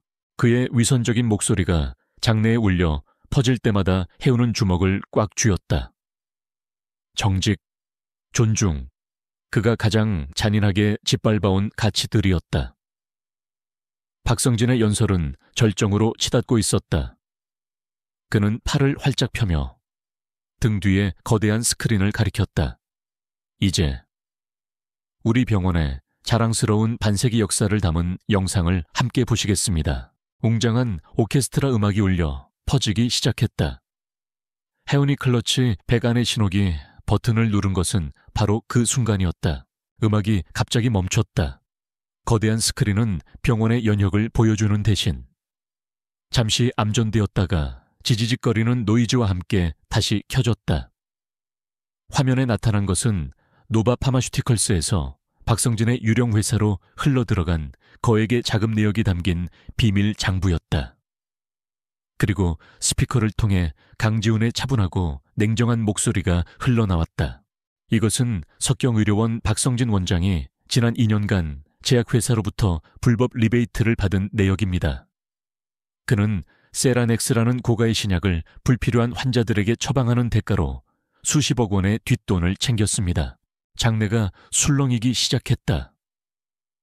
기자들의 카메라 플래시가 미친 듯이 터져 나왔다. 단상 위의 박성진은 얼굴이 새하얗게 질린 채 스크린을 바라보고 있었다. 당장 저거 음향실 뭐 하는 거야. 그가 고함을 쳤지만 이미 시스템은 혜운과 지훈의 통제에 있었다. 그가 발을 구르며 분노하는 사이 화면은 다시 바뀌었다. 이번에 나타난 것은 5년 전 사망한 환자 김영철의 진료 기록부였다. 그리고 잠시 후 한 남자의 얼굴이 화면을 가득 채웠다. 김진우 검사가 찾아낸 5년 전 수술에 참여했던 마취과 의사였다. 그는 죄책감으로 가득 찬 얼굴로 모든 것을 증언하기 시작했다. 그날 환자는 박성진 과장님의 무리한 수술 시도 때문에 대동맥이 파열되었습니다. 명백한 의료사고였습니다. 하지만 박 과장님은 자신의 실수를 덮기 위해 마치 약물 부작용으로 환자가 사망한 것처럼 모든 기록을 조작하라고 지시했습니다. 윤인수 선생은 모든 죄를 뒤집어 쓴 희생양이었습니다. 그의 증언은 결정적인 망치였다. 연 회장은 이제 충격과 경악으로 가득 찼다. 박성진은 더 이상 소리치지도 못하고 망연자실한 채 스크린을 바라보았다. 영상이 끝나고 장내에 잠시 무거운 침묵이 흘렀다. 그 침묵을 깬 것은 객석에 있던 한 줄기 스포트라이트였다. 빛은 군중 속에서 조용히 일어선 이혜운을 비추고 있었다. 최은미 간호사가 몰래 건네준 무선 마이크가 그녀의 손에 들려 있었다. 제 이름은 이혜운입니다. 그녀의 맑고 떨림 없는 목소리가 연 회장 전체에 울려 퍼졌다. 저는 현재 석경의료원 중환자실에 입원 중인 이석진 환자의 딸입니다. 제 아버지는 스크린에 나온 저 비자금의 또 다른 희생자입니다. 그녀는 자신의 이야기를 담담하게 풀어놓았다. 부풀려진 병원비 때문에 꿈을 포기해야 했던 일. 아버지가 어떻게 불필요한 약물로 고통받았는지, 그리고 진실을 밝히려다 어떤 위협을 받았는지. 그녀의 목소리는 한 개인의 슬픔을 넘어 거대한 권력에 의해 짓밟힌 모든 피해자들의 외침이 되었다. 박성진 원장은 의사가 아니라 환자의 고통을 자신의 부와 맞바꾼 살인자입니다. 그녀의 외침이 끝나는 순간 연 회장의 모든 문이 활짝 열렸다. 김진우 검사가 수십 명의 수사관들과 함께 성큼성큼 걸어 들어왔다. 그는 곧장 단상으로 올라가 넋이 나간 채 서 있는 박성진의 앞에 섰다. 박성진 씨, 김진우가 차가운 목소리로 압수수색 영장을 그의 눈앞에 펼쳐 보였다. 특정경제범죄 가중처벌, L법상 횡령 및 배임, 의료법 위반 및 업무상, 과실치사 혐의로 당신을 긴급 체포합니다. 수사관들이 박성진의 양팔을 붙잡았다. 그 순간 그의 모든 위엄과 가면이 벗겨져 내렸다. 그는 발버둥치며 비명을 질렀다. 이거 놔, 내가 누군 줄 알고 이건 모함이야. 그의 추악한 발악은 터져나오는 카메라 플래시, 세례 속에 그대로 묻혀버렸다. 그의 제국이 수많은 사람들 앞에서 가장 화려하고 가장 처참하게 무너져 내리는 순간이었다. 박성진이 끌려나가자 연 회장은 아수라장이 되었다. 그 혼란 속에서 지훈이 VIP 룸에서 걸어 나왔다. 그의 정직 처분은 이제 아무런 의미도 없는 휴지 조각이 되었다. 그는 인파를 헤치고 앞으로 나아갔다. 수많은 사람들 너머로 혜운이 그를 바라보고 있었다. 두 사람의 시선이 허공에서 마주쳤다. 아무런 말도 필요 없었다. 그들의 눈빛 속에는 지난 시간의 모든 고통과 두려움, 그리고 마침내 찾아온 승리에 대한 안도감과 서로를 향한 깊은 신뢰가 담겨 있었다. 그들이 바꾸려 했던 세상이 바로 그들의 발밑에서 무너지고 새롭게 재편되고 있었다. 길고 어두웠던 밤이 끝나고 마침내 정의의 새벽이 밝아오고 있었다. 박성진이 체포된 그날 밤, 대한민국은 발칵 뒤집혔다. 의료계의 거목, 추악한 비리에 민낯 드러나 환자를 돈벌이 수단으로 석경의료원 비리 게이트. 다음 날 아침 모든 신문과 뉴스의 헤드라인은 석경의료원 스캔들로 도배되었다. 검찰의 대대적인 수사가 시작되었고 박성진의 비호 아래 기생하던 부패한 임원들과 제약회사 관계자들이 줄줄이 소환되었다. 한 사람의 용기가 거대한 제국을 뿌리부터 뒤흔든 것이다. 몇 달의 시간이 흘렀다. 폭풍이 핥히고 지나간 석경의료원은 대대적인 개혁의 칼날 위에 서 있었다. 정부에서 파견된 특별관리위원회가 병원을 장악했고 존경받는 원로 교수가 임시 병원장으로 부임했다. 박성진의 수종 노릇을 하던 이들은 모두 해임되거나 스스로 병원을 떠났다. 병원의 모든 진료 시스템과 약품 구매 절차는 투명하게 바뀌었고 부풀려졌던 병원비는 정상으로 돌아왔다. 내부 고발에 결정적인 역할을 했던 최은미 간호사는 그 용기를 인정받아 수간호사로 특별 승진했다. 가장 기적적인 변화는 이혜운의 아버지에게 찾아왔다. 더 이상 불필요한 세라넥스가 투여되지 않고 정상적인 치료가 시작되자 그의 상태는 눈에 띄게 호전되었다. 마침내 그는 의식을 되찾았고 지옥 같던 중환자실을 떠나 일반 병실로 옮겨졌다. 혜우는 몇 달 만에 처음으로 아버지의 또렷한 목소리를 들을 수 있었다. 앙상하게 마른 아버지의 손을 잡았을 때 그녀는 비로소 길고 길었던 싸움이 끝났음을 실감했다. 아버지는 딸의 수척해진 얼굴을 쓰다듬으며 눈물을 흘렸다. 미안하다. 아빠 때문에 네가... 아니야. 아빠.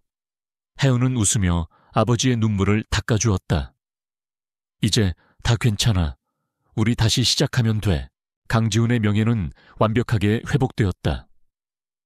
그를 징계했던 윤리위원회는 박성진의 사주를 받은 허수아비였음이 밝혀져 해체되었고 그는 모든 혐의를 벗었다. 병원의 새로운 경영진은 그에게 신설되는 심혈관 센터의 센터장직을 제안했다. 병원의 핵심 권력의 중심에 설 수 있는 자리였다. 그는 언론과 동료들로부터 정의를 바로 세운 영웅으로 칭송받았지만 스포트라이트를 피하며 묵묵히 수술실로 돌아갔다. 그에게 가장 중요한 것은 여전히 환자의 생명이었다. 모든 것이 제자리를 찾아가던 어느 날 저녁, 지훈은 혜운을 그들의 이야기가 시작되었던 펜트하우스로 데려갔다. 더 이상 그곳은 차가운 거래의 장소가 아니었다. 어둠과 긴장감 대신 따뜻한 조명과 감미로운 음악이 흐르고 있었다. 두 사람은 서울의 야경이 내려다 보이는 창가에 나란히 섰다. 모든 게 꿈 같아요. 혜운이 나지막이 말했다. 몇 달 전만 해도 여기서 세상을 다 잃은 기분이었는데 나도 마찬가지야. 지훈이 그녀의 어깨를 감싸 안았다. 너를 만나지 못했다면 난 아마 평생을 경멸과 환멸 속에서 살아갔을 거다. 넌 네 아버지만 구한 게 아니야. 나도 구했어, 이혜운. 그는 잠시 망설이다가 서재에서 낡은 하얀 봉투 하나를 가져왔다. 그가 첫날 밤 그녀에게 주려 했던 약속보다 훨씬 더 많은 돈이 들어있던 바로 그 봉투였다. 이건... 혜운의 눈이 흔들렸다. 이 돈은 내 과거를 사기 위한 돈이었지. 지훈이 그녀의 손에 봉투를 쥐어주며 말했다. 하지만 이제 이 돈으로 너의 미래를 사고 싶어. 네가 다녔던 의과대학에 내 이름으로 된 장학재단을 만들 거야. 이 돈을 종잣돈으로 해서. 그의 목소리는 진지했다. 넌 다시 학교로 돌아가야 해. 그리고 누구보다 훌륭한 의사가 되어야 하고 더 이상 돈 때문에 내 꿈을 포기하는 일은 없어야 해. 이건 내가 너에게 주는 선물이 아니야. 네가 스스로의 힘으로 얻어낸 전리품이지. 그의 말에 혜우는 눈물을 참을 수 없었다. 그들의 관계를 올가매던 마지막 족쇄, 그 추악했던 거래의 상징이었던 돈이 이제 희망의 씨앗으로 다시 태어나는 순간이었다. 그녀를 사기 위해 준비되었던 돈이 이제 그녀를 자유롭게 할 날개가 되어주었다. 그녀는 봉투를 다시 그에게 돌려주었다. 이 돈, 반은 다른 학생들을 위해 써주세요. 저처럼 돈 때문에 꿈을 포기해야 하는 학생들이 없도록요. 그게 우리가 이 싸움을 시작했던 진짜 이유일 테니까요. 그녀의 말에 지훈은 더없이 행복한 미소를 지었다. 그는 그녀가 그렇게 말할 줄 알았다. 그는 봉투를 테이블 위에 내려놓고 그녀를 자신의 품에 가득 안았다. 치욕으로 시작되었던 그들의 관계는 이제 세상 그 무엇보다 단단한 존경과 사랑으로 완성되었다. 1년 뒤 의과대학 캠퍼스는 생기로 가득했다. 하얀 가운을 입은 이하영은 동기들과 함께 웃으며 강의실을 나서고 있었다. 그녀의 얼굴에서는 더 이상 절망의 그늘을 찾아볼 수 없었다. 그녀는 그 누구보다 성실하고 뛰어난 학생이었고 동기들 사이에서는 따뜻한 리더십을 가진 인물로 통했다. 교문 앞에서 익숙한 차 한 대가 그녀를 기다리고 있었다. 차에 기댄 차에 그녀를 보고 웃는 남자는 강지훈이었다. 그는 이제 석경의료원 심혈관 센터를 이끄는 존경받는 리더이자 여전히 대한민국 최고의 흉부외과 의사였다. 혜은이 달려가 그의 품에 안겼다. 늦었잖아요. 응급수술이 있었어. 미안. 그는 그녀의 이마에 입을 맞추며 사과했다. 그들의 대화는 평범한 연인들의 그것처럼 자연스럽고 다정했다. 그는 그녀의 무거운 전공서적을 대신 들어주었고 그녀는 그의 넥타이를 바로 매주었다. 두 사람은 캠퍼스를 나란히 걸었다. 지는 노을이 그들의 앞길을 황금빛으로 물들이고 있었다. 절망의 잿더미 위에서 피어난 그들의 사랑은 이제 그 어떤 시련에도 흔들리지 않을 거대한 나무가 되어 있었다. 오늘 저녁 뭐 먹을까? 지훈이 물었다. 아빠가 퇴원 기념으로 쏜대요. 맛있는 거 사준다고 빨리 오라던데. 장인어른이 그럼 가야지. 그는 장난스럽게 웃으며 그녀의 손을 꼭 잡았다. 그들의 앞에는 평범하지만 그래서 더 소중한 행복한 미래가 펼쳐져 있었다. 가장 어두운 밤을 함께 건너온 두 사람은 이제 서로에게 가장 빛나는 아침이 되어주고 있었다.